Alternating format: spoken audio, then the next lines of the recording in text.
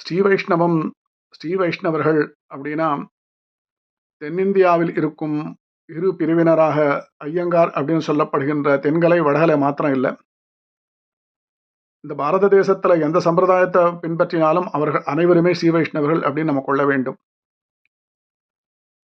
எம்பெருமானார் தரிசனம் என்றே இதற்கு நம்பெருமாள் பேரிட்டு நாட்டி வைத்தார் அப்படின்றது மணவாள மாமுனிகளுடைய வாக்கு.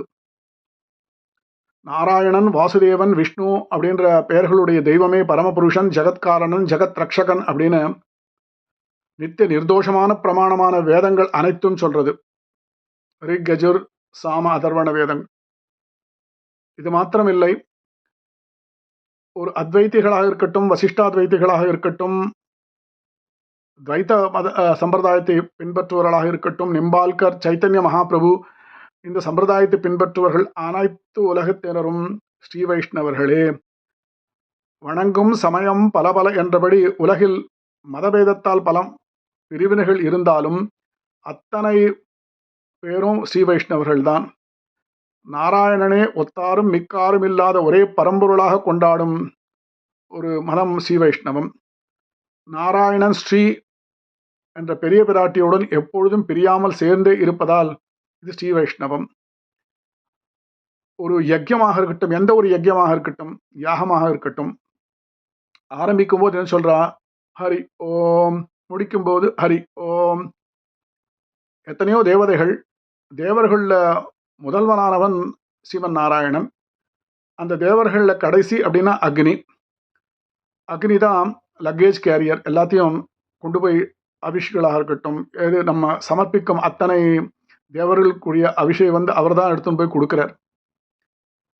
அக்னியில் செய்யப்படும் எந்த ஒரு யாகமாக இருந்தாலும் அது பகவானுக்கு தான் கொடுக்கிறோம். ஒரு யஜ்யம் நடக்கிறதுனா அந்த யஜ்ய ரக்ஷகன், யஜ்யகுக்கியம் மன்ன மன்னாத ஏவச்ச. ஒரு யஜ்யத்தை ரட்சிப்பவன் விஷ்ணு. ஒரு யஜ்யமானது, ஒரு யாகமானது தவறாக நடந்தால் அந்த தவறான யாகத்தை தடுப்பவர் ருத்ரன். ஸ்ரீ ஆதிசங்கரர் பகவத் பாதால் பண்ண அத்தனை கிரந்தங்களையும் விஷ்ணுவையே பரமபுருஷனாக, பரதெய்வமாக, பரத்துவத்தை அழகாக சொல்றார் அவர். வேதவியாசரும் சத்தியம் சத்தியம் புனசத்தியம் உத்ருத்திய புஜமுச்சதே வேதாசாஸ்திரம் பரம் நாஸ்தி நதைவம் கேசவாத்பரம். வேதத்தை விட உயர்ந்த பிரமாணம் இல்லை, கேசவனை விட மேலான தெய்வம் இல்லை, இது முக்காலும் சத்தியம் அப்படின்னு சொல்றவர் யார் அப்படின்னு பார்த்தாக்கா ரிஷிஷ்டேஷ்டரான வேதவியாசர். அறியாதன அறிவித்த அத்தா அப்படின்னு ஆழ்வார் சொல்றார். அறியாதன, தெரியாததை தெரிவிக்கும், அறியாதன அறிவித்த அத்தா. நமக்கு அறிவை உண்டாக்குவது வேதங்கள் மூலமாக. அந்த வேதத்தை பிரமாணமாக ஒப்புக்கொள்பவர்கள் அனைவரும் ஸ்ரீ விஷ்ணுவே நாராயணனே பரதெய்வம் அப்படின்னு தெரியும், அவருடைய பரத்துவத்தை தெரிஞ்சு கொண்டவர்கள்.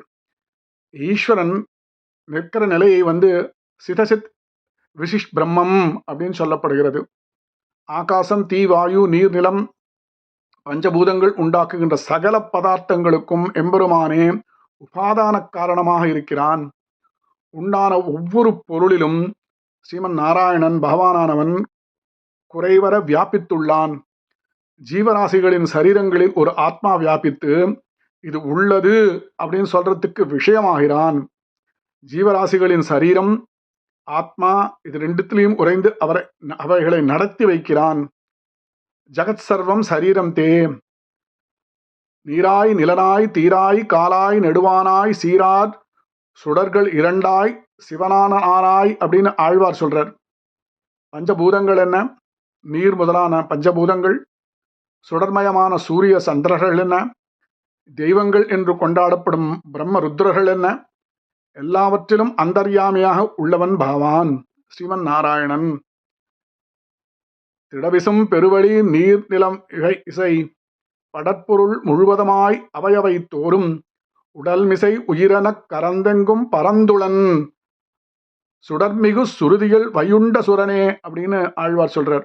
ஆகாசம், தீ, வாயு, நிலம் பஞ்சபூதமாக உண்டாகக்கூடிய சகல பதார்த்தங்களுக்கும் எம்பெருமானை உபாதான காரணமாக இருக்கிறான். உபனிஷத்துக்களையும் பார்க்கலாம். இதை பிரம்மவிதா நோதிபரம் அப்படின்னு சொல்றது வேதம். காரணம் துத் ஏயே அப்படின்னு இந்த பிரம்மத்தை அறிந்தவன் மேலான பேற்றை பெறுகிறான். நாராயண பரபிரம்ம தத்துவம் நாராயண பரக நாராயண பரோஜோதி ஆத்மா நாராயண பரக யஸ்கிஞ்சியம் ஜகத் யஸ்மை திருஷ்யதே ஸ்ரூயதே விவா அந்தர்பகிஷ்ய தத் சர்வம் வியாப்த நாராயண ஸ்திதக அப்படின்னு தைத்திரிய உபனிஷத்துல அந்த வேதம் ரொம்ப தெளிவாக சொல்றது.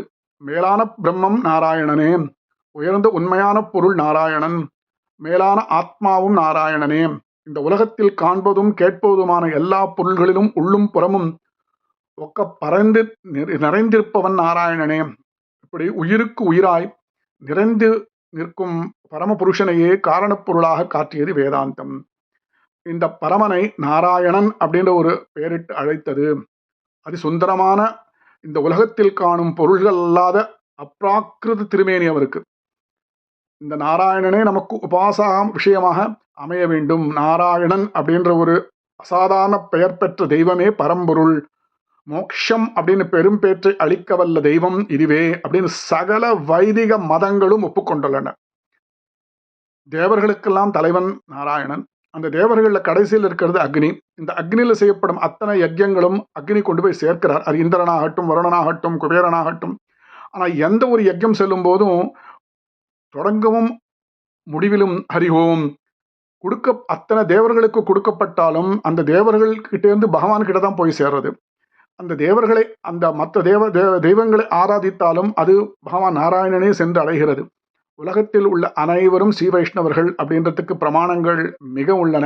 வேதங்களாக இருக்கட்டும், உபனிஷத்துக்களாக இருக்கட்டும், பகவத்கீதையாக இருக்கட்டும், எப்பேற்பட்ட ஒரு வியாக்கியானங்களாக இருக்கட்டும், ஆதிசங்கரர் பகவத்பாதால் சேர்ந்த கிரந்தங்களாக இருக்கட்டும், அனைத்திலுமே விஷ்ணுவை பற்றி அவனே பரதெய்வம் அப்படின்னு அறுதியிட்டு சொல்லப்படுகிறது. அத்தனை பேரும் ஸ்ரீ வைஷ்ணவர்களே.